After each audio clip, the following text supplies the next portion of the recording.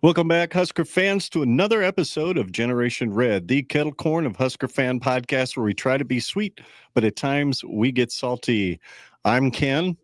And I am Scott. I am Ben. Justin.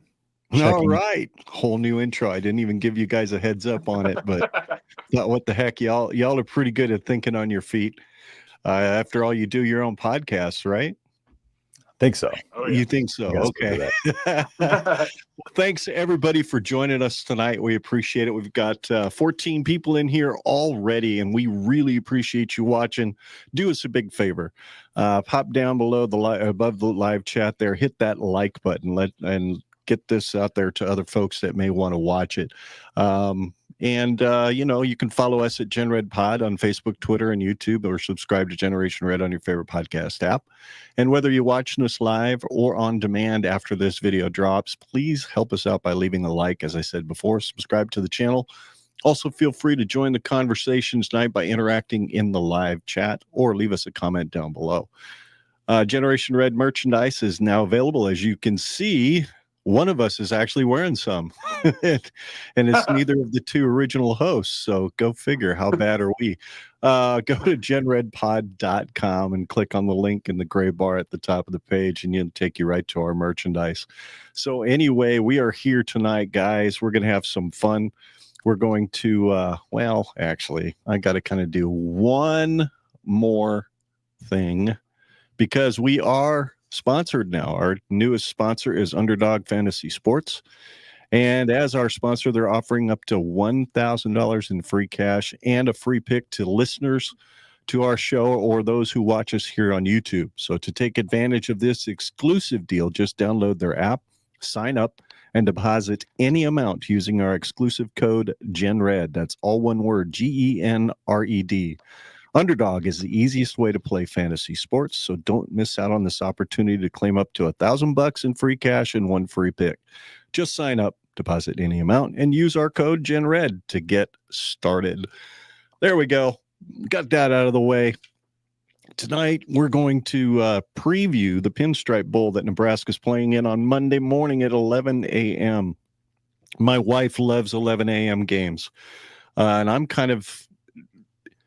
If Nebraska was kicking everybody's ass every week like they used to back in the 90s, I'd love 11 a.m. games too. It's when we get our asses kicked at 11 a.m. that it just makes the rest of college football miserable for me to watch. No, I agree. I always think when it comes to the 11 a.m. games, I go back to the Indiana game this year, and to think by like 11:30, the rest of my day was ruined. So that's why I don't like them. Yep. And another part, being from Arizona, it's we're 2 hours ahead some parts of the year and an hour ahead other parts of the year. Yeah. So it's god awful having a kickoff at like 9 a.m. So I'm not a fan of that. Who really wants to drink a red beer at 9 a.m., or a mimosa, maybe. I'm suffering through a post game by like noon. Oh God. I got to cover this beat down. What we'll do tonight, guys, is Justin's going to just go through a couple of things real quick on a recruiting and a portal update. I don't want you to step on any of your material that you're going to be talking about tomorrow night on your live stream. And then, of course, we're going to preview the Pinstripe Bowl. Coach BA is going to kind of break down Nebraska's offense. Justin's going to take a look at the Husker defense. Scott is going to take a look at the Boston College offense, and I am going to just throw a few facts out there about the BC defense as well. Then we'll give our score predictions and look back at the weekend that was in the first round of the college football playoff. See who did best at predicting the scores the closest. Hint, none of us did very well at all, but we did okay. And then we will do some score predictions for round 2. So there you go. My champion and my co-champion look good. That's all I can say. Ohio State, Notre Dame. I know. You're so far so good, but you've still got 2 more games to win to get there. So I got a long way to go. This is gonna get destroyed in the process. Absolutely. So, Justin, are there any? I mean, I know I got excited about a few guys that showed up through the portal for the Huskers. How about you? Yes, so just a few of the names. The quarterback Marcus Davila from Purdue. So interesting, just connection there with the reason he went to Purdue was Graham Harrell. Graham Harrell was was of course coached by Dana Holgorsen.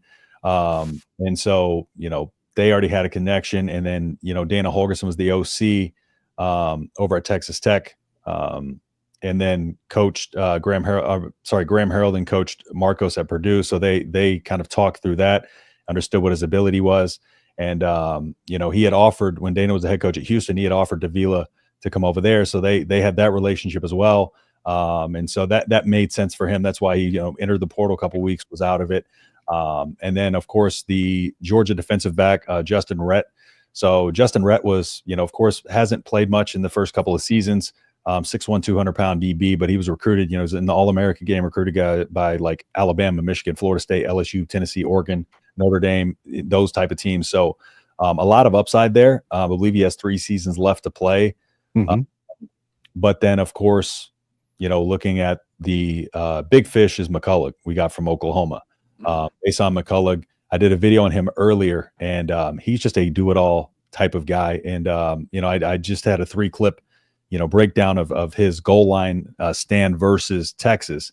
And it just shows a little bit of what all he can do, but he's very downhill. He's got an explosive first step, and you see him a lot on his film, blowing up screens.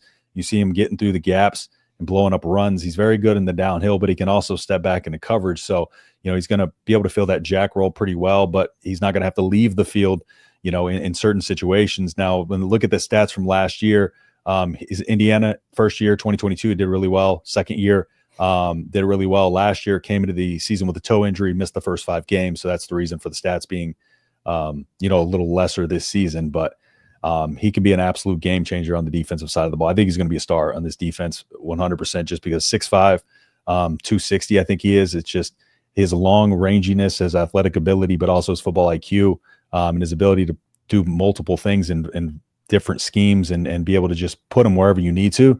The Oklahoma used him situationally, but I think Nebraska is going to utilize him a lot more, and he's just going to be he's going to be a key part of this defense next year. His eyes don't get lost. That's one of the biggest things I look for. Just very good with his eyes, knowing where the ball's going. He plays fast, but he doesn't play too fast. He doesn't get himself out of position, but he can still play fast and controlled, but still play discipline. I think that's one of the biggest things when we talk about a guy like Vincent Shavers, coming in who's very raw. Coach Rule was talking about sometimes he's going to play fast, but he'll play, too fast. Sometimes he'll accidentally make plays. This is the type of guy that, has all that honed in. He's got all the ability in the world, all the athleticism, all the size, the intangibles, but he doesn't play too fast. He plays as fast as he can, as hard as he can. He likes to finish plays. And I think that is the absolute steal right now of this portal class for us. And then Dane Key coming out of his Georgia visit. They're talking about how it's down to Illinois, Georgia, and Nebraska. Georgia's lead is basically shrunk. But I feel pretty good about where Nebraska stands with him. He did visit Illinois. I remember my buddy who's an Illinois reporter told me a couple weeks back when he was visiting there. So people are like, when did Illinois enter the picture? He visited there a couple weeks back. So because we were going to do a film review on his channel as well. So Dane Key, look for news to come up with him between tonight or the next few days. So he's still deciding between those teams, but I do think it's ultimately going to come down to Georgia and Nebraska. No, I agree. You can disagree with me on this, but I feel like I don't follow like transfer and recruiting a ton. I personally was happy that we even got a visit from him. Just from some of the things I was reading, it seemed like he was kind of very much leaning towards Georgia. SEC, so the fact that he was even in Lincoln, I'm like, all right, I'll take that as a win for right now. You know what I mean? Because that was a couple days after they had said, it's looking like the SEC, right. Georgia. So, but visit went well, and Nebraska made up a lot of ground. It's just, he likes the fit he's going to have here. There's some other things pulling him to Georgia, but ultimately, I like, from the football aspect, I like where Nebraska stands with him. Excellent. Outstanding. Any other tidbits or anything, or you just don't? No, like I said. No, right now, like that's kind of the biggest fish right now is the Dane Key situation. We got an Isaiah Hunter, who I broke down last week. And Isaiah Hunter is a guy who, he reminds me of an Isaiah Nair almost, where he's just like, he's going to make guys miss in space. Isaiah Nair, when he was at Wyoming, a little less, not as much of that this year, but where he's just got that speed, that 4.5 speed, but it translates more even to football speed than it does to track speed. And so, but he can make guys miss in space. So, Isaiah Hunter is going to be one of those guys, and he can also go up and get passes. He's got strong hands at the catch point, get 50-50 balls, not to the level Banks does, but he's still a guy you can go to in the red zone, does really well in the red zone. But using him on screen passes and getting him in space in this Holgorsen offense, I think Isaiah Hunter can be a stud in this offense as well. Put him across with Dane Key coming off the outside, because Isaiah Hunter can play inside, outside. You got Dane Key, who's more of that guy who's going to break you off his routes and that type of deal. And I think we're going to be in good hands. If we can get Dane Key, it's going to be looking pretty good going into next season. Did you talk at all about the quarterback from Purdue? And did I miss it because I was diddly with my soundboard? Yeah, Marcos Davila. So I just talked about his connection. He went to Purdue because Graham Harrell was the OC there. Yeah. And so that's why he ended up entering the portal. But like I said, Dana Holgorsen was when he was at Houston, he offered him. So there's a connection there between, because Dana Holgorsen also coached Graham Harrell. So you were saying that. My apologies for making you repeat all that. No worries. There's that connection there. So that's kind of why this came to be with Nebraska. All righty. Thanks so much, Justin. Really appreciate it. One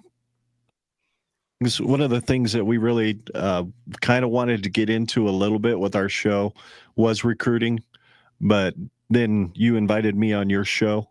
And I sat and I listened to the incredible breakdowns that you do. I watched a lot of your stuff and I said, yeah, we have absolutely no business jumping into recruiting. This guy's as good as it gets. Maybe we should get him on our show. And here you are. So thank you. To be here. Appreciate so much the work that you put into all that. Yes, sir. So let's jump into the Pinstripe Bowl. Nebraska's bowling for the first time in 8 years. How weird is it going to be to sit and watch them run out of the tunnel of a friggin' baseball stadium for the first time to play in a postseason game? I mean, for me, it's going to be surreal, because the last time Nebraska did that, I didn't even get to watch that. I had to listen to it. So I haven't seen a bowl game since, I think, 2015, Scott, when we watched it in the basement there at the house on Manchester in Grand Island, I think was the last time I watched a Nebraska bowl game. So, yeah, this is going to be cool. So, BA, give us the breakdown on the Husker offense. What do you think we're going to see? I know you've got some slides. Let me know when you want me to throw them up there, and I will do so. Cool. With the Husker offense, I do expect kind of much more of the same, but I expect a more, I guess, refined version of that. If we listen to Rule Talk, I think it was last week. I don't know. Feel like a lot of these kind of combine together, but I think it was last week.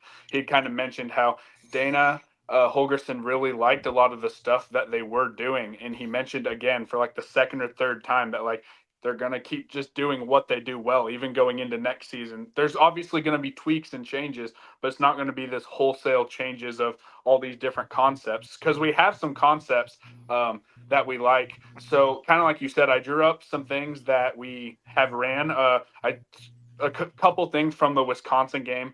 And then there was one that we didn't run this year, but I could expect to see in a bowl game or maybe next year. If you throw one up, it doesn't matter to me which one. We can go in whatever order. All right, so this is one that we ran against Wisconsin. You guys will probably very much remember this play. It was a very good one for us. This was out of our 11 personnel, and I won't do this for all of them, but I can kind of explain like the names on how why I named it the way that I did. That's out of 11 personnel, which is obviously one tight end, one running back. The ace part of it is just having someone on the end on both sides of the ball. I called it ace slot because that W that you see on the screen, the way we ran it was with Bonner, and I know he technically had been listed as a fullback, but this year he's played a lot in the slot. He was technically listed as a slot receiver. So I got the ace slot and the jet yo-yo motion. This is what I expect to see against some Boston College is he's going to act like he's jetting, and about halfway through, he's going to turn right around and come back right to where he came from. The only reason for that is it generally just shows if they're in man or zone. When we ran this against Wisconsin literally didn't even move whatsoever. So that kind of showed us right there that they were in zone. So that's the jet yo-yo. And then we got the mesh routes. You can see the crosser. And then, so the mesh is the main concept. That's why I listed that first. EJ special. Oh, yes, 100%. The spot, spots coming from the left. So once I get the main concept, I go left to right. We got the mesh, and then the spot coming in from the left is kind of a check down right there. If finding that gap in the defense, depending on how those zone hook defenders move, then obviously we got the rail. This was a huge play for us against Wisconsin. The way I kind of drew it up here is, I mean, literally I watched it 5 times today just to make sure I put everybody in the right place. This is exactly how we ran it. The corner, that right side corner, if we're looking at it from our perspective, that right side corner flowed with that Z receiver. He was flowing with him as he was running kind of inside release and then going vertical. That overhang player got caught in that wash, which sets up a huge play, right, for EJ coming out on that rail route coming out of the backfield. It puts it in such a tight spot because it's just, unless that overhang player can get a perfect release going to the outside, it's just going to be hard to be able to cover that cutting across a wide receiver and a corner. And then obviously if they do cover both of those, Dana Holgorsen really likes his mesh coming. So that would be like a Bonner coming in from the backside. That's a play that we had some success with. So I do kind of expect that, or maybe something similar, but this is an exact play we ran. So that's why I drew it up this exact way. The other two, we haven't ran it quite that way, but I just threw some examples. So that was the first one. Can I ask a question? Is there a difference between a wheel route and a rail route, or are they basically the same thing, just they're different name? pretty much similar. The rail route will sometimes be ran a lot tighter than a wheel route. At least that's how I've coached it. Is the wheel routes would be a little bit deeper out. The way I've coached wheel routes is closer to the numbers. The rail will be a little bit tighter, but that's just how I've coached it, and that's kind of what we've seen. From Tighter to the hash? Is that what you mean by tighter? Yeah. Okay. Yeah, just not quite as wide. Okay. Interesting. Cool. That helps. Is that better, by the way, Scott? So BA, Yes. would the best way would you think to probably describe that is the rail route is the wheel route is almost kind of like a sneaking him out of the backfield and up the sideline, and then a rail route's more so just getting him on a fast breakaway as deep as he can, as fast as he can from that backfield, so that way they 100%. Can't register what's going on the defense. Yes, 100%. You nailed it, Justin. That's a great way to describe that. And then to point out something as a non-X's and O's guy that I think I can appreciate just by looking at this with a little bit of common sense is what Holgorsen is doing in contrast to our previous offensive coordinator is this really does set up a natural progression that our quarterback can actually read and it has a natural flow to it. It looks like reading this, the timing of each wide receiver and skill player is complementary of each other. Would that be a fair observation? 100%. I agree with you completely on that. I think you're spot on. Yeah, 100%. That's the biggest thing I've liked about Dana Holgorsen coming in, and why I'm excited for him to be here next year for sure. And hopefully we can get 2 years out of him. I'd really like that. That'd be neat. A big thing about this play too is like it can beat cover 2, it can beat cover 4, it can beat man, just depending on you're just going to have a different read for each of those coverage. So you have that triangle read in the middle, and Dalen Rail is going to know which read to go with based on the coverage, and then the routes also are going to know when to stop. Are they going to stop outside of the tackle based on the coverage as well? So it's a play that can be used in so many different ways. It's hard to stop, man. Oh yeah, 100%. And obviously it went huge in the Wisconsin game, but like you said, the thing I like about that play is even if they stop that over the top, there's so many other intermediate options that you really can't stop it all. I can tell you as a coach, you really can't take away everything. You have to take away the most important ones and hope the quarterback doesn't see the backup options. Yep. Try to confuse them as much as possible. Yep. Oh yeah. Nice. Alrighty, next play. This is one that I kind of like. I didn't have time. I just kind of drew this up. I didn't draw up a defense, so you'll have to forgive me for that. But this is one that I kind of, in my mind, was I think if we can set up the slants that we saw kind of from the beginning of the year with Carter Nelson.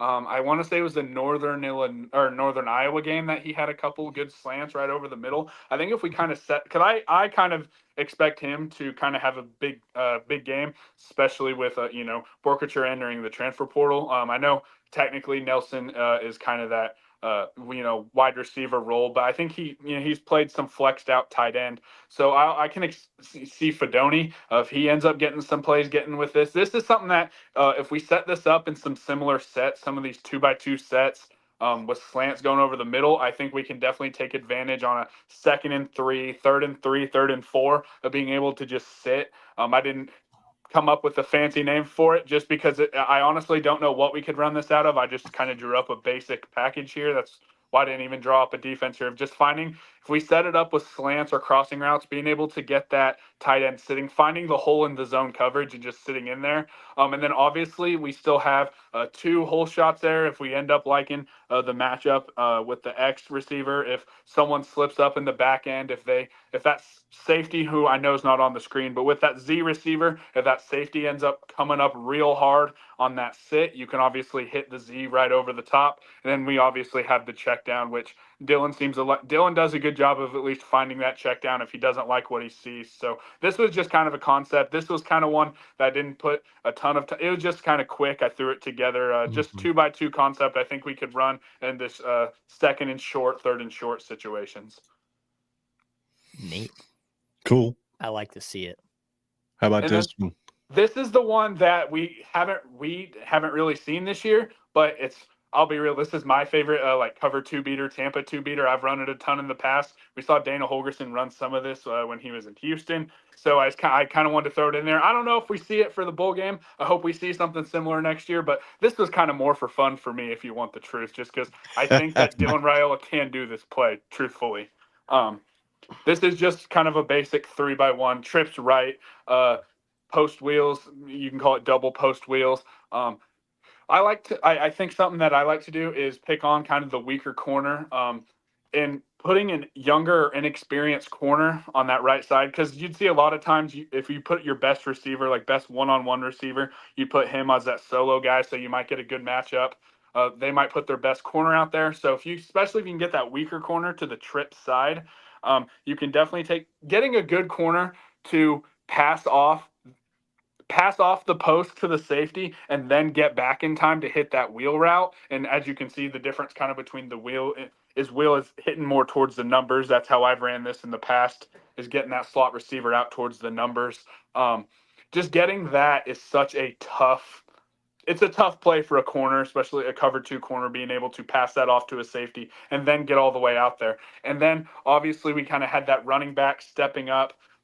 The running back starting on the backside, the reason I like it is because he steps up. If there is a blitz, Dylan's obviously going to try and figure out where that blitz is coming from. Hopefully we have a check in place to just be able to drop and, send that receiver where the blitz is coming from. But assuming they're not sending a blitz, once that running back steps up, he then goes to, the flat. So if what ends up happening is that safety ends up taking away the post and that corner does get all the way to that wheel route and not get caught up in the wash whatsoever, then the flat will pretty much be vacated. That running back route is what I call, in my terminology, we've always called that an O-bleep route. And what that means is O-bleep, you know what? Everything's covered. We need, you know what I mean? So yeah. We've literally called it the O-bleep routes. Of just having that. And this is a play, like I said, that we've seen a ton of success with. If we do get some cover 2, Tampa 2, this is one of my favorite plays to run to beat it. So like I said, I don't know if we end up running this, but I would definitely like to see it. And I think there's potential that we see it for sure next year, or similar concept, even if it's not the exact same, just a similar concept. I don't know. Do you guys have any thoughts on that one?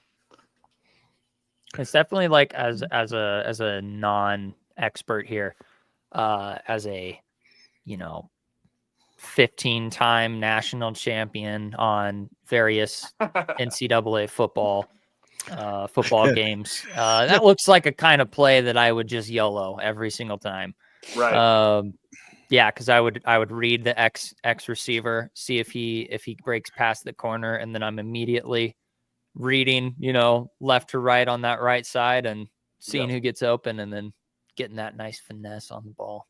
Yeah, and you're right. I agree. I think Raiola is the perfect prototype of quarterback that can can add the touch necessary Right. to hit these guys on the numbers. Right. That's honestly, like I said, we haven't really seen that this year. But as I was kind of looking through a bunch of concepts that I've used in the past and different things that I'm trying to teach with some of the kids that I've been working with the last few weeks, I was literally picturing Dylan throw. I was like, this is the play for Dylan. Like, I was picturing it in my head of, man, this could work really good. So that was kind of, and like I said, just that it puts that corner in such a tough spot, because trying to pass that off, and then he's theoretically trying to get back flat when you have a wheel route coming. So it just puts him in a tough spot. So that's a big play. I picture like putting like Ja'Cory Barney as that inside slot and running him on a wheel route. And he could run, if we hit that the right way, that he could be running all the way from New York all the way back to Lincoln, Nebraska, and no one's catching him. So That'd be nice. So with Isaiah Nayor out of the lineup, he's opted out. Jalen Lloyd is the starting receiver in his spot. Where do you think Lloyd lines up in that formation? I'll throw it back up there here. I could see, honestly, would he line up as the X, or would that be Banks? I think that would be Banks in that situation, just for the one-on-one, throw it up there type of ball. I could see Lloyd also being as that slot running the wheel. But if I was just picturing this kind of in my head, I could see if I would like to see Barney on that, and then either one of those posts I think would be a good thing for Lloyd. And who knows, he could sneak. He definitely has the speed to sneak behind some of those safeties for sure. So that's kind of how I'm picturing it in my head. Yeah, I hear you. Who sits at that? So that Z would be either Banks or would that be a Carter Nelson maybe? Or that could be a Carter Nelson type of player. Or if Fedoni's sitting on that F on that deep end. Yeah. Oh yeah. You could definitely do a lot of. I think we have a lot of different guys that can run that situation. The biggest thing is, as long as you have someone who's fairly fast, and then you also need a big body, but that wheel route's definitely someone you're going to want to have as just an absolute burner who can, because to me, if you're running that play and you're hitting the wheel, you're trying to gain big yardage and hopefully, get dang near close to a touchdown if you're not scoring off of it. So that's kind of the way I was picturing it. That's pretty sick. I love it. Is your browser giving you hassle again, Justin? I just switched to Firefox. Let's hope this goes. Can y'all hear me okay? Yeah, we can hear you. Golly. It's a little wonky, but we can hear you. Golly. Yeah, I hear you. I don't know. It's been a great StreamYard's been having this issues. figured out. Tech issues. Apparently, the StreamYard gremlins don't want Coach BA and Justin to be a part of our show, because both of them have had issues tonight. So it's been horrible. But we're here. Whatever. We're here. We're doing it. It's going to work. It's going to work. It's going to work. Well, Justin, you're up, my friend, with the defensive. What do you think the Blackshirts are going to bring to bear against this Boston College offense? Yeah, mine's a little very good. Mine's a little more simplistic. I didn't bring the plays out like BA, but no, but with Boston College, one of the things that Grayson James has kind of been a newer, fresher quarterback. He's been playing since the Syracuse game, got a little action in week 5, but been playing since the Syracuse game. He's gotten a little bit better with each game. But I think the biggest thing, with him, I think this is going to be a dogfight, a battle in the trenches. So I do think what we're going to see is a little bit more of a 4-man front. I think we'll see a lot more variation of the fronts than we did a lot of the season under Tony White. But I do think there's going to be a, added, ability here to try to bring some pressure after him and just get him uncomfortable in the pocket. He's only been under pressure about 25% of the time, according to PFF, looking at his numbers there, and struggles a little bit under pressure. When he's got a clean pocket, he's fairly efficient, 73.9% completion percentage, and 2 touchdowns and no interceptions. So I think it's going to be a key here to just not let Boston College try to get their offense established on us. So I think that's going to start by just kind of understanding that, like, this is probably going to be a rock fight. It's going to be a battle in the trenches. It's going to be cold, and we're going to have to just, really get that front up and stop them at the point of the line of scrimmage, at the point of attack. So I do think we're going to see a pretty more, little over, little under, some bare fronts. We're going to see more of a rotation of those, and I do think we're going to see a little bit of a 4-man front. I do think we're going to see the defensive backs play a little more downhill and aggressive this time around. They do like to throw it over the top occasionally, with him. You know, in their last game, they went over the top more times than they targeted the intermediate middle part of the field. So I do like to use that short game. They do like to use that long game. And Nebraska's been susceptible to us, is that explosive play over the top. But it's going to be a lot harder to beat us over the top. So I think that's going to allow the defense to be able to play a little bit more downhill, play a little bit more aggressive in the box. And ultimately, I think Nebraska's just got the dudes that Boston College doesn't at the end of the day. The Boston College came out early in the season. You know, they had that win over Florida State. Then they kind of ran out a little stretch of games there. But from I think it was October 5th to November, mid-November, they lost about 4 or 5, had that quarterback change. So they're a team that's kind of in flux right now. So I think it's going to be a mix of coverages, trying to really confuse them, and but just making sure that they can't beat us at the point of attack. I think that's the biggest key to this game, is just not losing at the line of scrimmage. And I think that's going to be the biggest focus for us, and just keeping him uncomfortable. If they can't get us on our heels, we can kind of pin our ears back, and we can see these young guys kind of rotate in. I think we're going to see a lot of mixture of a lot of guys that we haven't seen, which I think is going to be good. I think they're just going to want to see what they got, honestly. And did I freeze? Yeah, I did freeze. Yeah, you freeze. Y'all still hear me? I look like I'm we can sneezing. Look like I'm sneezing, but now I'm frozen. But yeah, I do think we're going to see a lot more mixture of that, a lot more stacked boxes, and I think we're going to challenge Grayson James to kind of beat us with his arm. They didn't run the ball a ton against Pittsburgh, but they're going to have to run it against us in this game, because I don't think they're going to be able to air it out as much in these conditions as they have in the past. So I think it's looking good for Nebraska, especially with the Emmett Johnson being back. We're going to definitely have the advantage there, and I just think, like I said, I just don't think Boston College has the dudes to be able to go with us, especially on the defensive front, even with some of the guys we lost. All right, who's the player to watch on the Blackshirts, you think, for this game? You think Ty, Nash, these guys being their last game? I don't know why. Going to have a big game? I feel like somebody's going to sneak up into our radar. I just feel like one of these guys that hasn't got a lot of snaps is going to be kind of, one of these guys that comes in and makes a few play. I think Ty is going to be a big part of it, just because Ty is that run-stopping defensive edge. He's that outside contain guy, so I think he's going to have a big game naturally. Nash, what he does doesn't show up on the stat sheet. It's going to be more so he's just wreaking havoc in that front, but I think they're going to have their hands full trying to block those guys for sure. But for some reason, I have a sneaking suspicion that we're going to see one of these young guys or these guys that haven't got a ton of snaps step up and make some kind of play that's going to make them stand out too. Sounds great to me. I like your breakdown. Absolutely. It's kind of what I was thinking as well. All right. You're up, Scott. What do you think of this Boston College offense? Have you spent much time looking at any numbers, or what you got? I have no film breakdown other than just a few highlight plays from certain individuals that piqued my interest. But to complement kind of what Justin was talking about, it's going to definitely be an in the trenches type of game, especially if the weather is not so good. I haven't checked the weather report. Somebody in the comments let me know what it's supposed to be like. I'm just looking at this game at face value, and it looks like they like to rely on Kai Robichaux as kind of their ground and pound type of guy. He's got 4.5 yards average per carry. And then behind him is a committee of running backs. Notably, there is a all-name player on their running back core that I find comical. His name is Turbo Richard. Oh, yeah. Okay. So I like that. Turbo Richard is definitely he's the a X name. button. Yeah. You could also, there's a name for Richard that is an alternative. So Dick. Yeah. So we got Turbo Dick in the backfield. They've got a running back committee that I think is pretty good. I mean, they've got over 2,000 yards of rushing productivity, and that's kind of what I expected with Bill O'Brien. Bill O'Brien's first year here at Boston College. He's got these guys locked in on offense as best as he possibly can. I agree with Justin that they just don't have quite the dudes that they could, but he's made do with what he's got. Grayson James, he's the de facto starter after they decided to bench Thomas Castellanos. He's an FIU transfer. Like Justin kind of alluded to earlier, he's gone 2-1 as the de facto starter.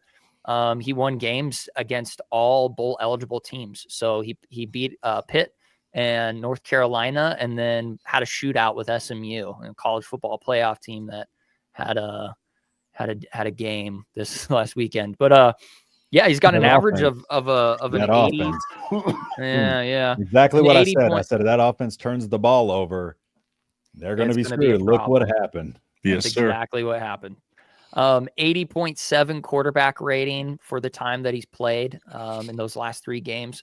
So he seems like a decent game manager. And just what Justin said, if we can manage to keep him pressured and we're able to kind of make them a one-dimensional type of team, which I think is what Bill O'Brien's going to want to do if the weather is not ideal. I think it's going to be a ground and pound type of game.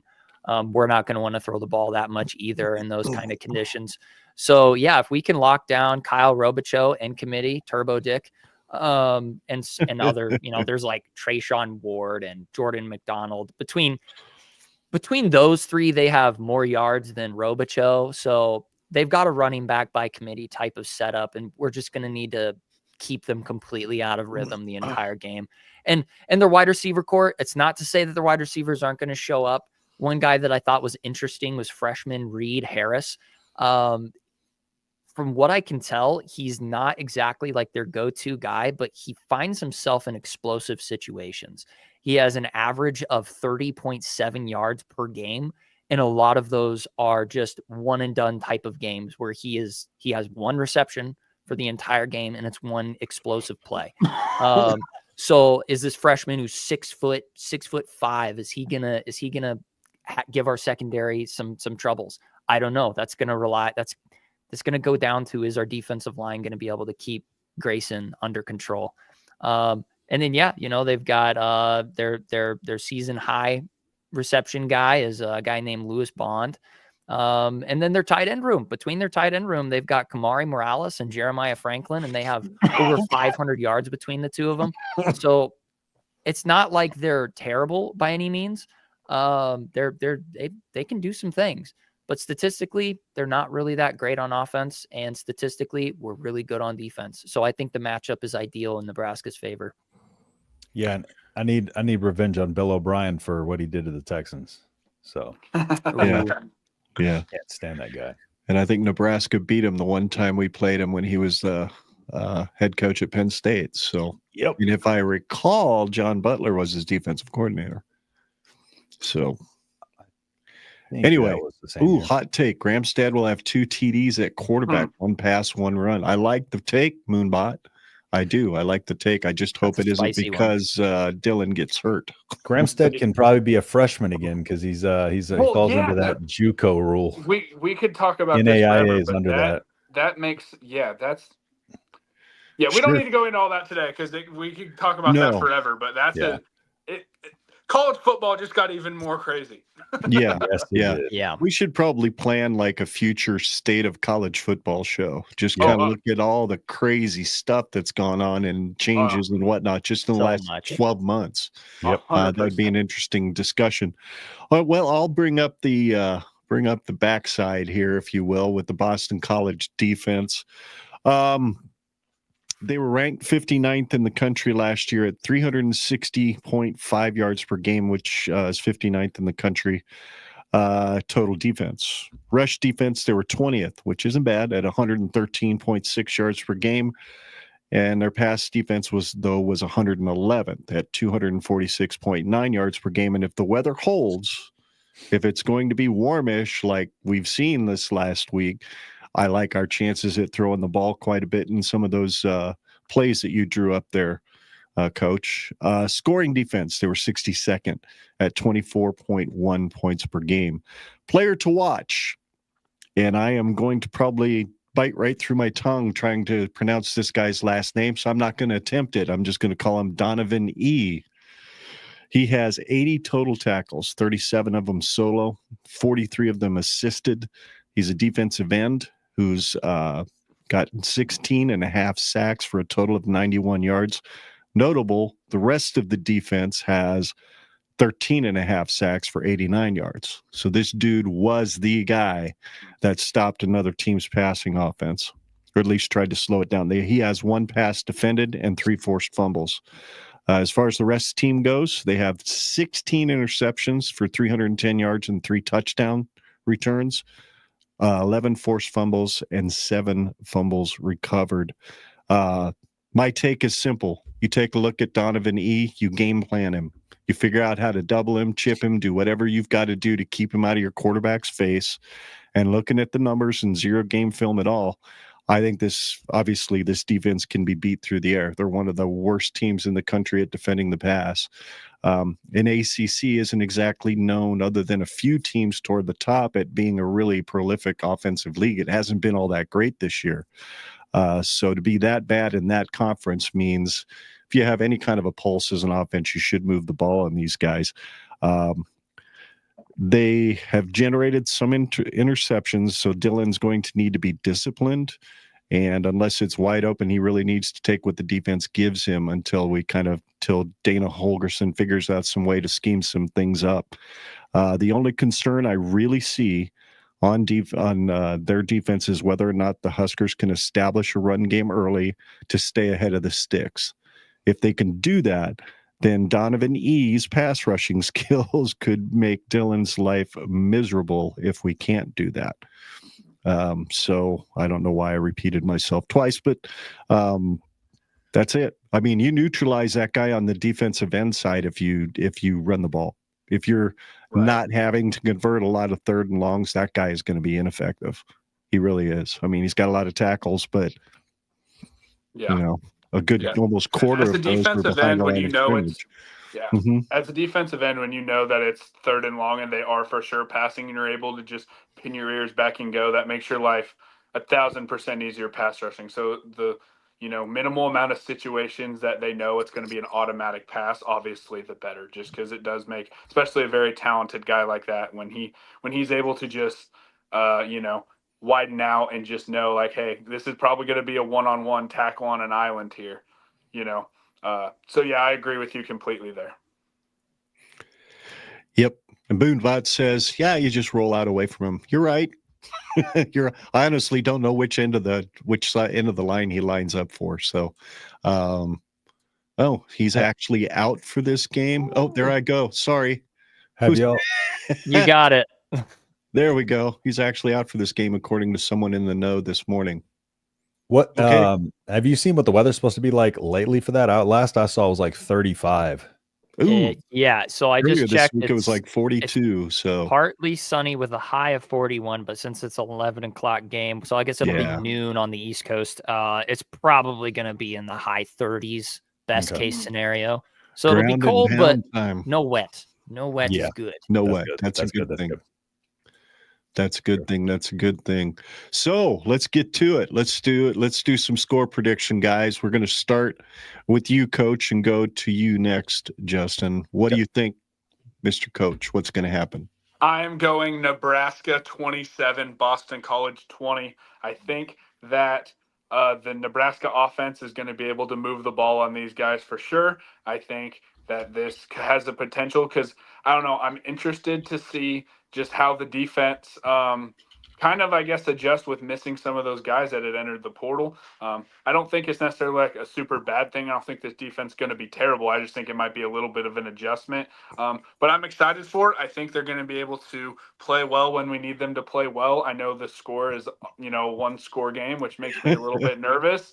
But I do feel good about Nebraska winning this game, so I got them winning 27-20, and that's not really an indictment on the only reason I have Boston College scoring 20 points is just kind of a wondering of like what I don't think the defense is going to be terrible, but I kind of want to see how they adjust to some of these guys leaving.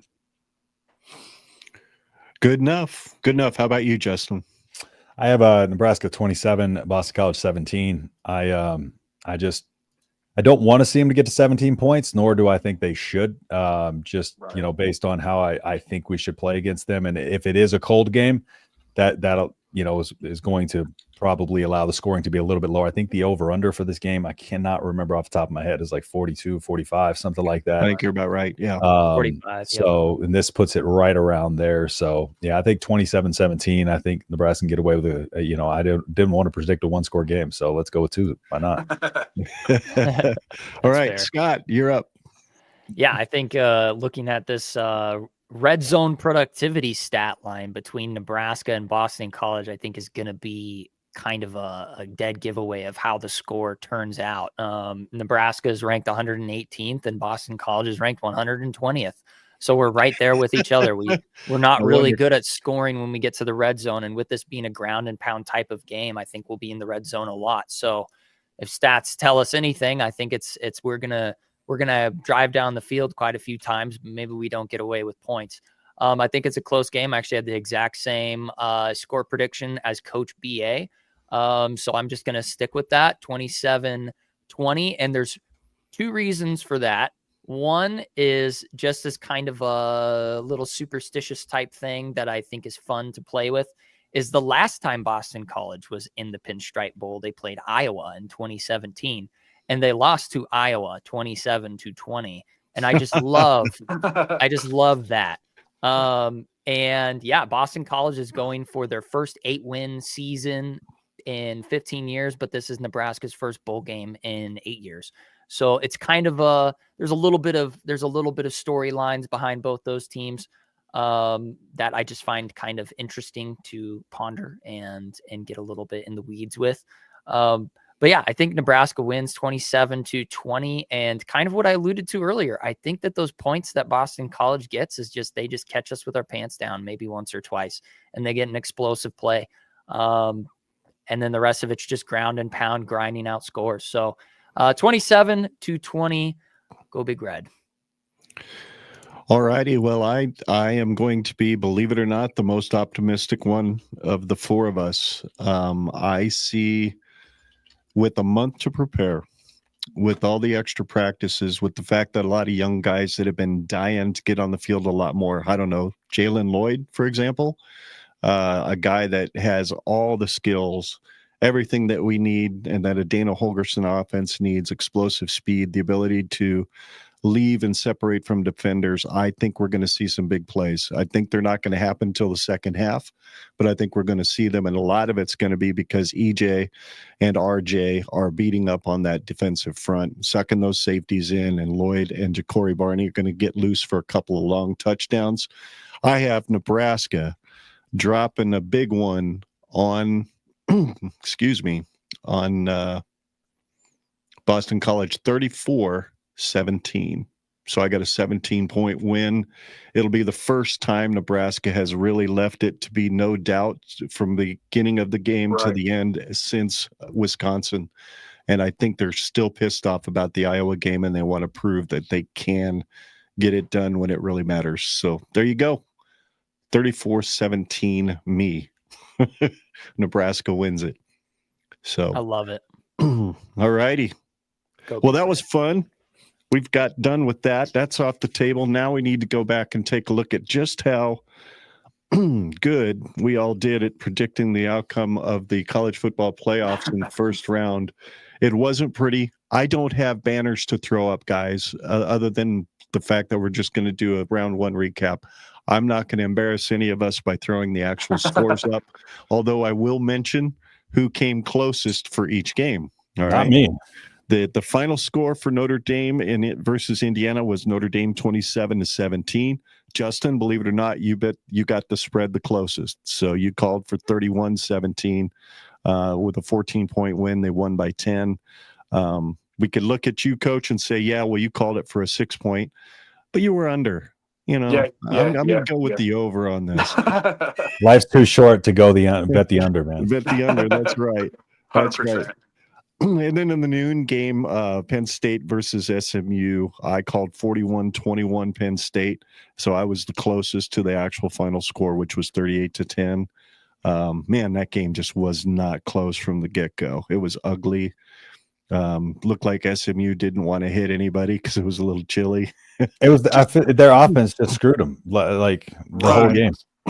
I never want to say, this is going to sound really bad to say, but I never like to point out like, oh, this one thing or this one player lost them the game. But it's hard not to look at Jennings at quarterback and say that he didn't win. You know what I'm like? It's hard to. I hate to do that, especially in a blowout. I hate to be like, no, it's this one guy, but like it's the same thing as the Clemson quarterback. Clemson game, he did the same thing. Right.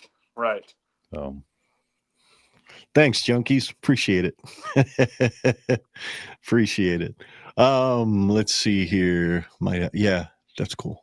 Media assets. Where am I at? I am so confused. You are on Ohio State and Tennessee. Yes. Actually, no, we're on to Texas versus Clemson, which we all predicted Texas to win. So we all got that part right. Justin, you were the closest, though, at 34-20, and the actual score was 38-24. So you got the 14 points. I think, Coach, you were also within 14 points, but I think Justin was a little closer to the actual score. So, bad boy, you weren't right. And then, of course, Ohio State versus Tennessee, which was the game in which Tennessee invaded Columbus, only to leave with the same 24-point loss that they lost last time they played a Big Ten team in a major bowl. 1997, ladies and gentlemen. Yep.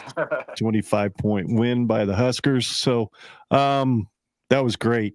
We all sucked, but Coach was the closest in the point spread. Let's go. Crazy. Yeah. I wasn't expecting that, though. Yeah. No, I wasn't either. I mean, nope. From the moment that game started, it was like Ohio State versus Indiana all over again. It was like they were 7-7, and then boom, stuff just exploded. Go ahead, Justin. I'm sorry. Yeah, you got to bounce. I just got to bounce real quick. Yeah. All right, buddy. Hey, thanks for popping in, dude. And just text me your predictions for round 2, and I'll just throw them out there on Twitter. And just remember, corn's better than chowder. Okay. Absolutely. I love it. All right, lady. Chowder's pretty good, though. No, not this week.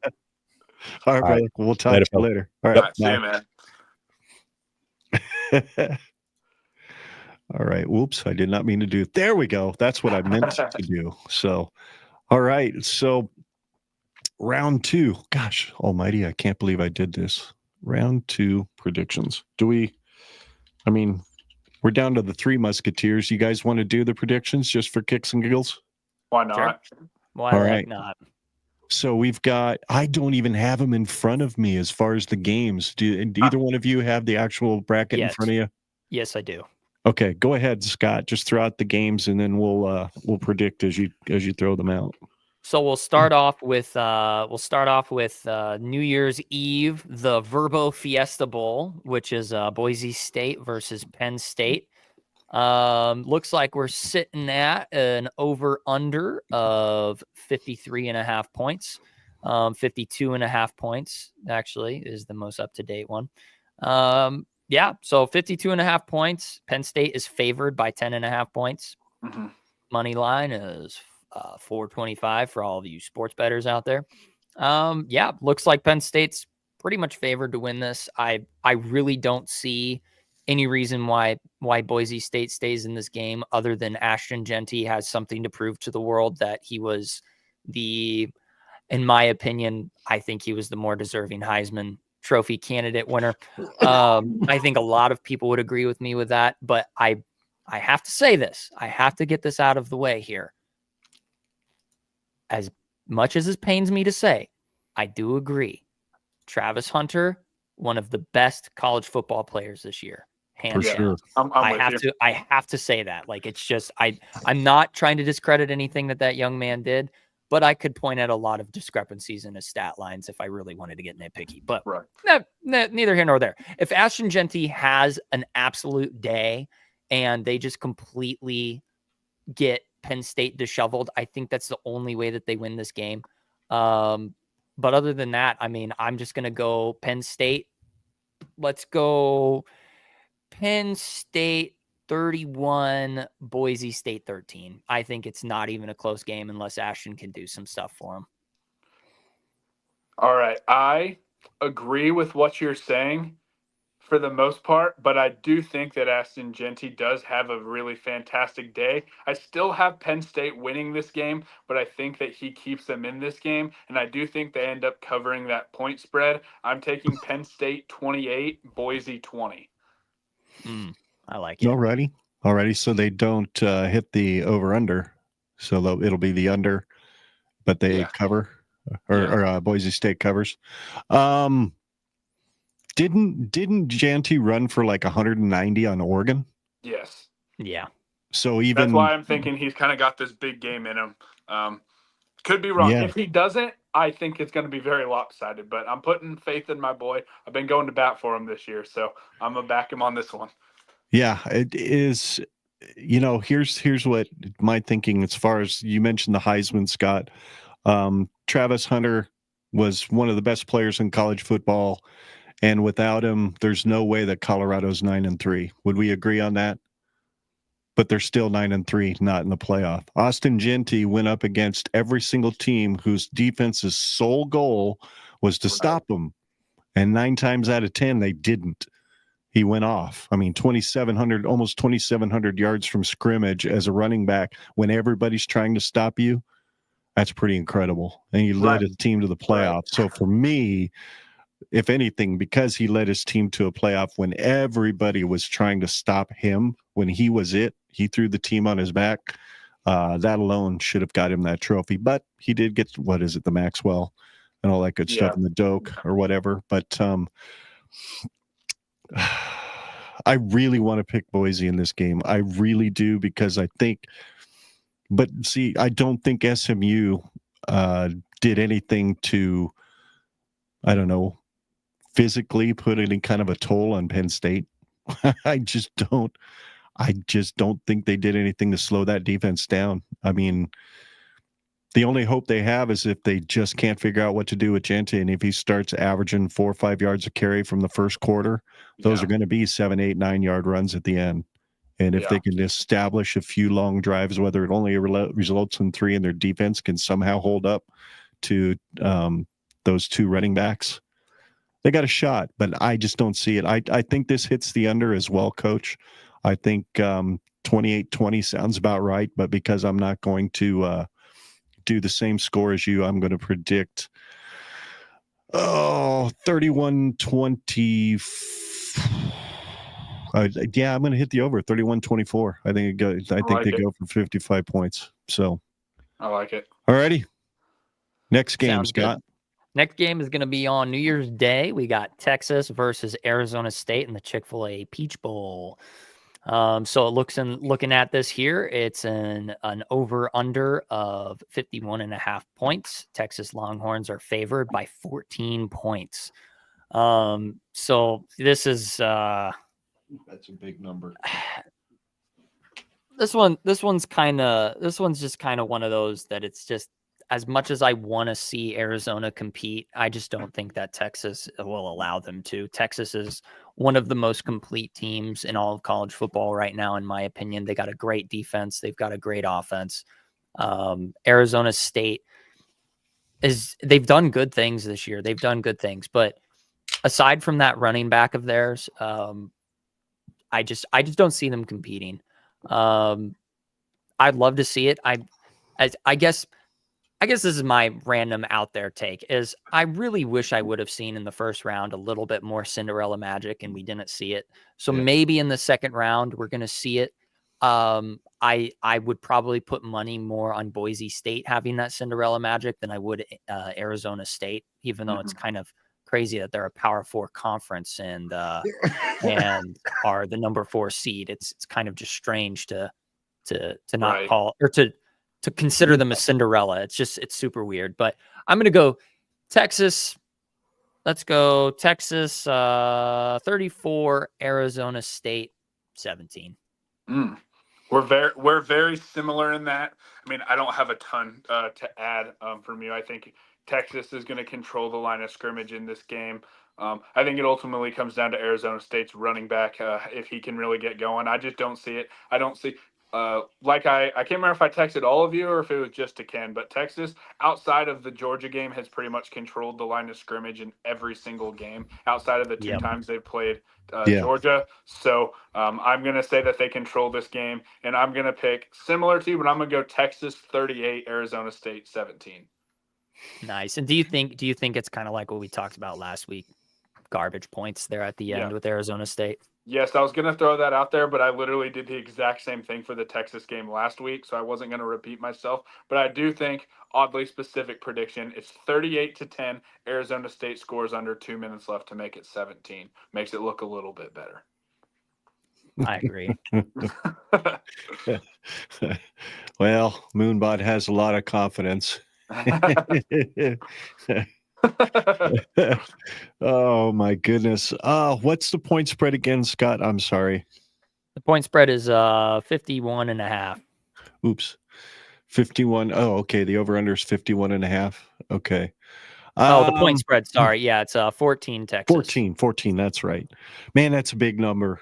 I know. And it's crazy that Vegas came up with straight up even 14 and they didn't go 13.5 or 14.5. So that tells me that they're pretty confident that's going to hit exactly as it's going to hit. So me, I'm not so confident.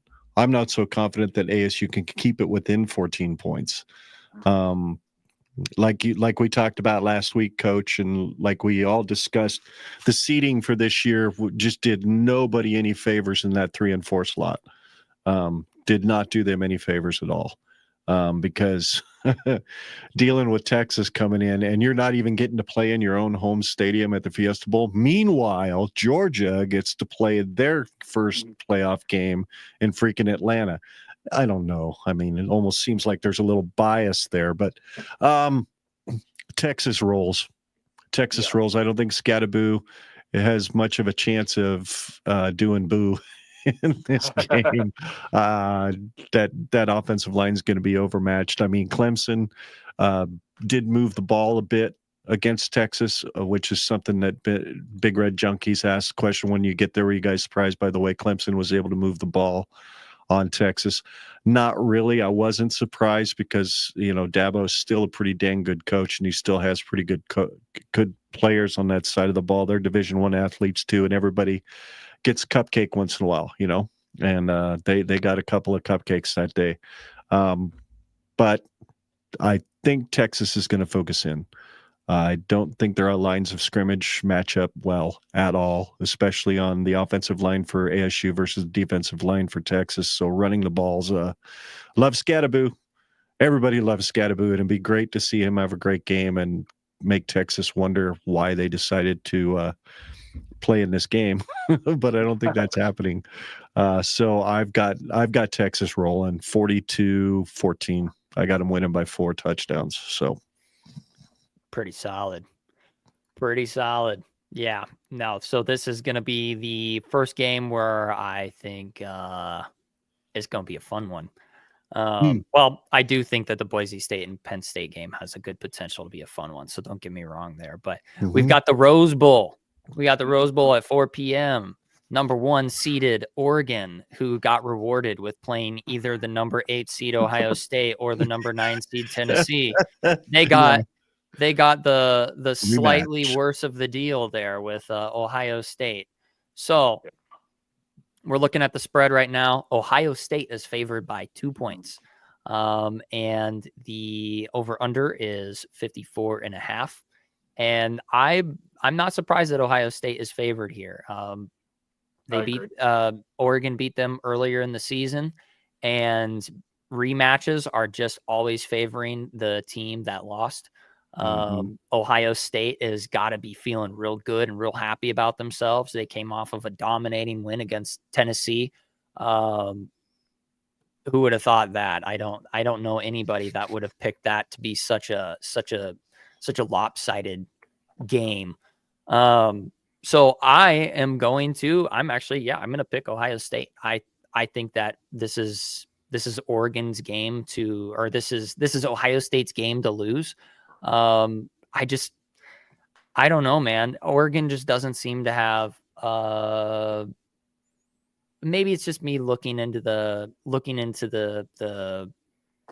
what am I thinking of? The bugaboos, or my goodness, I cannot speak right now. Oregon has not won a national championship game yet as a program. Last time that they were in the national championship type of playoff game, they lost to Ohio State. So I think Ohio State does it again. I think Ryan Day continues to seal himself as an anti-Ryan Day hater. He's just going to humble his fan base a little bit. Like, come on, guys. Like, seriously, you want to fire me? Look at what I can do here. Do I think Ohio State's going to win it all? That remains to be seen. They got to win against Oregon here. So I'm going to pick Ohio State to win. I think it's going to be one of those fun shootout type of games, kind of like it was earlier in the season.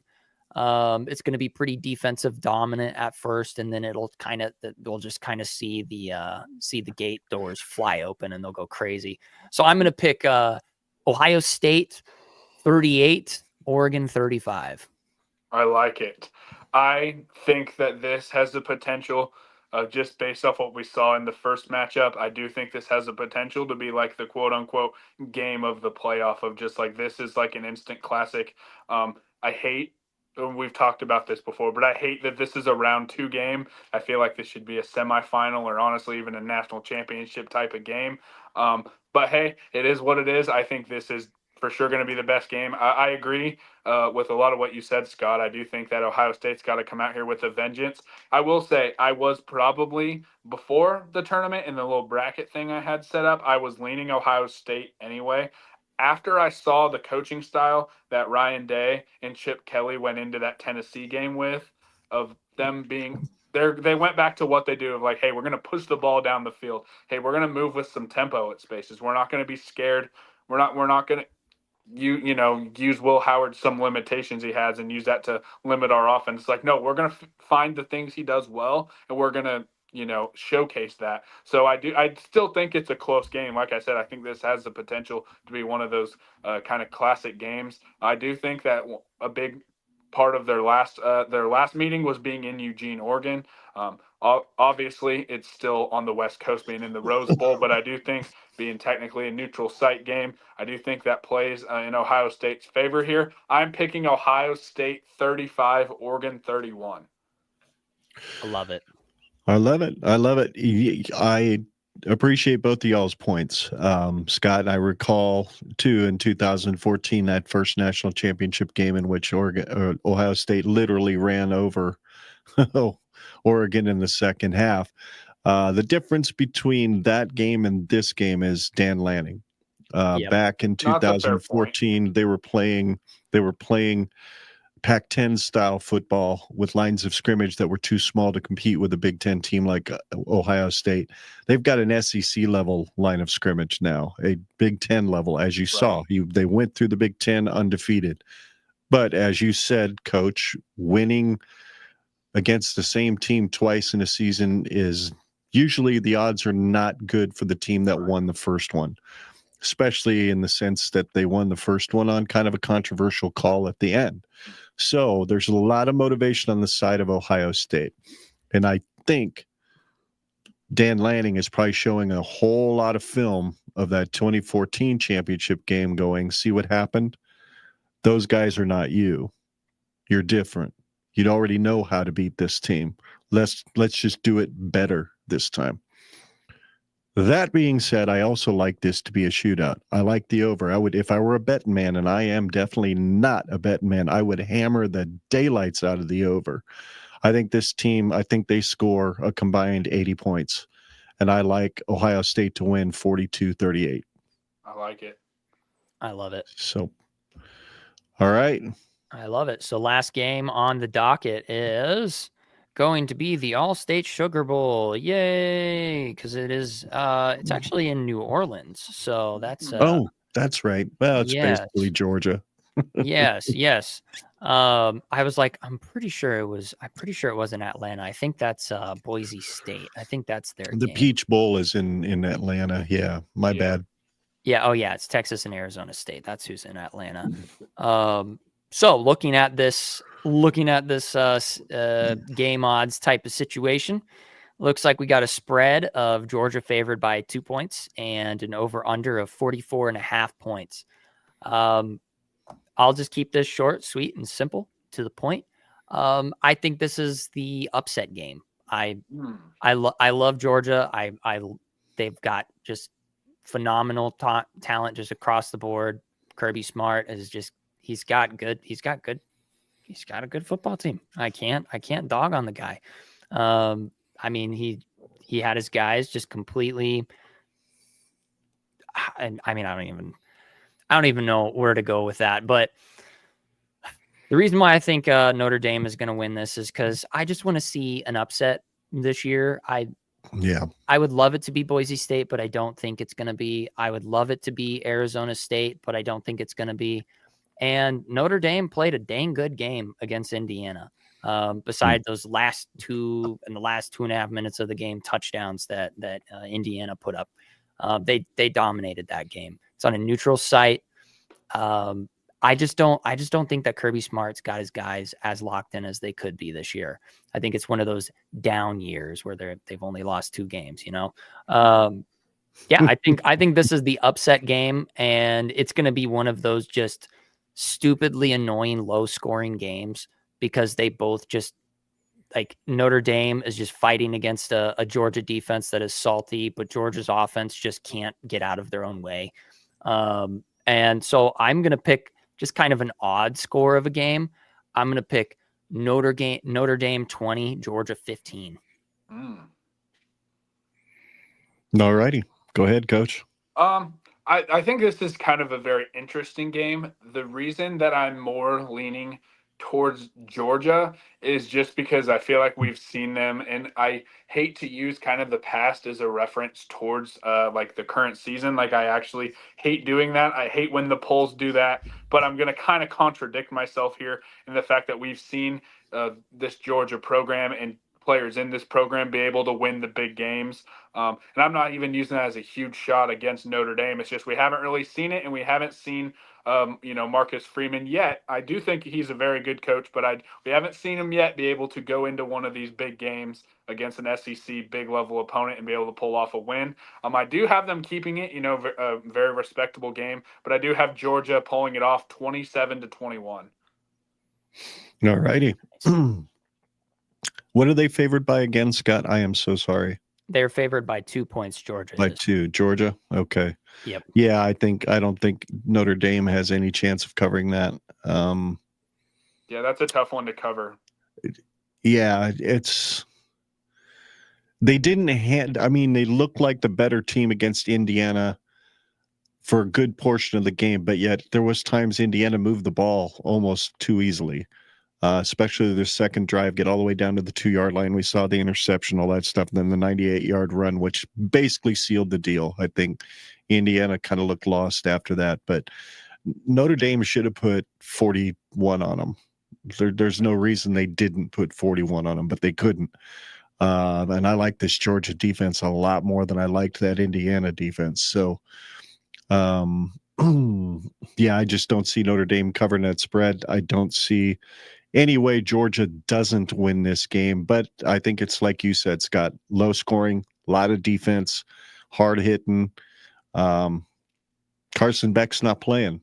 So that to me is why the spread is only 2 points. If he was playing, it would probably be 9.5. That would be my guess.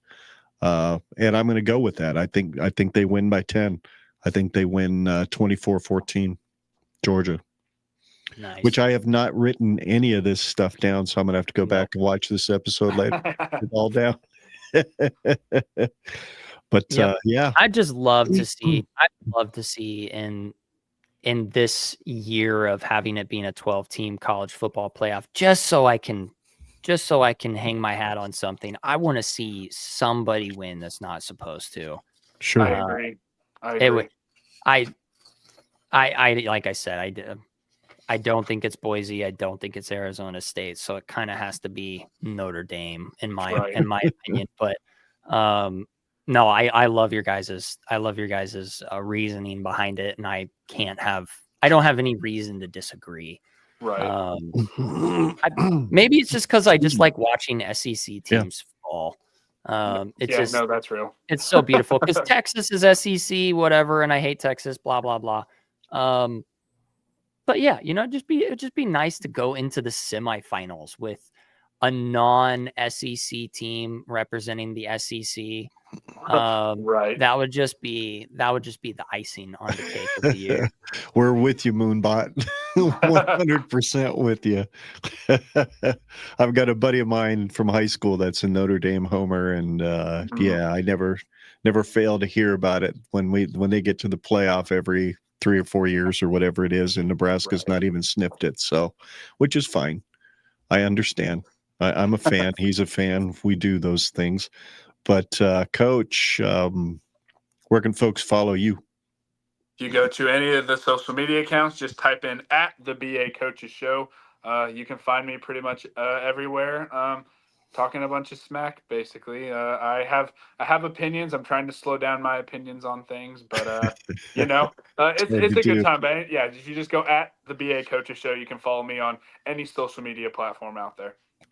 And just in case anybody's watching that's in kind of the Kansas City metro area, you've got some fun stuff you're doing down there. If they have any kids that are interested in diving into some football stuff, what do you got going down there in Kansas City? Yeah, definitely reach out to me on social media, or if you want to find my personal account, it's just at Coach AUDE. That's my last name.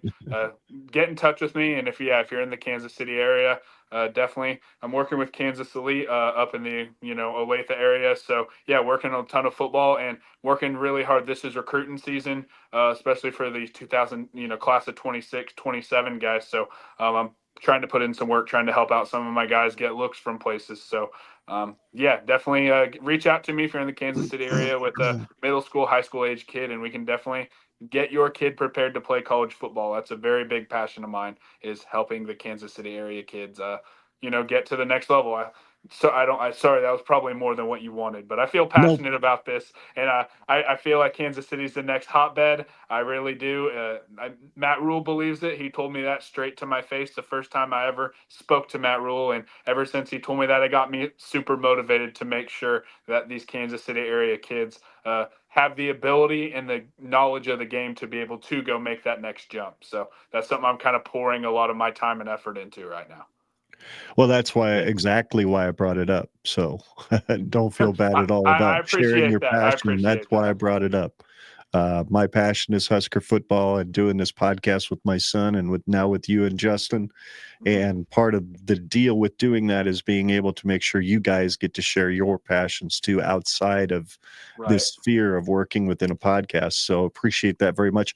Are you still doing any interviews on Monday mornings with Sharp? Or is that kind of on a hiatus? This week, all the 1620 shows were off this entire week for Christmas. So we will be back talking on Monday, talking about Boston College. And then I will still be on there. I don't know if it'll be every week, but I'll still be on there post the bowl game. But it might just be more sporadic as news kind of slows down. But sure. I really like talking with Gary and now Matt, who's on that show. So we have a good time talking Husker football and start talking about weird food opinions lately too. So if you want to hear about that, you can also check it out on Monday mornings. Yeah, something about a warmed up Uncrustable, which I've never. As soon as Gary said it, I made fun of him, and then I tried it for the first time, and I had to publicly apologize to Gary Sharp because it wasn't as bad as what I thought. Yeah, you're still lurking out there, Scott. Oh yeah, I'm just lurking on Twitter, just keeping up on things and not really.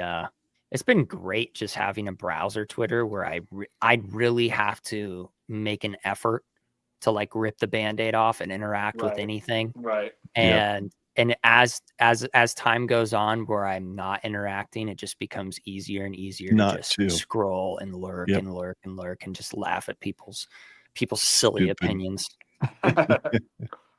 Yep. Well, as far as Justin, who was on here earlier, you can follow him at _H-Town Husker on Twitter. His YouTube channel is Nebraska at the Voice of College Football. So make sure you're hooked up to both of those sources because nobody does recruiting 100%. And recruiting film breakdown better than that guy. And Coach BA, nobody does game film breakdown better than he does when it comes to things that are working or not working on the Husker offense and defense. So look for, hopefully we'll get some breakdown video next week, right, Coach? Oh yeah, that'd be a lot of fun to do. Hell yeah. Awesome. So you can follow us at Gen Red Pod on Facebook, Twitter, YouTube, or subscribe to Generation Red on your favorite podcast app. We thank you so much for watching and listening. Don't forget to go to genredpod.com to get your Generation Red merchandise. Just click on the link at the top of the page. Thank you, Coach. Appreciate you doing that very, very much. And until next time, I'm Ken, and for Scott, Justin, and Coach BA, we are all Generation Red, and we are here to remind you every single week that Nebraska is on its way back to the top of the college football heat because there is no place like Nebraska. Iowa's corn sucks. In every in week. rule we trust, baby. In rule we trust. Absolutely. Go Big Red. And we'll see you. God, I love saying this, after the bowl game. Oh yeah. Oh, it feels Right. so good. First It's time good. in Gen Red pod history that we can say that. Hopefully Oh, not, it feels so good. hopefully not the last. Oh gosh. You can blame us for the 2021 season because we started our podcast that year and it was the best 3-9 team in history. And now we've got the wildest 6-6 ride that I can remember.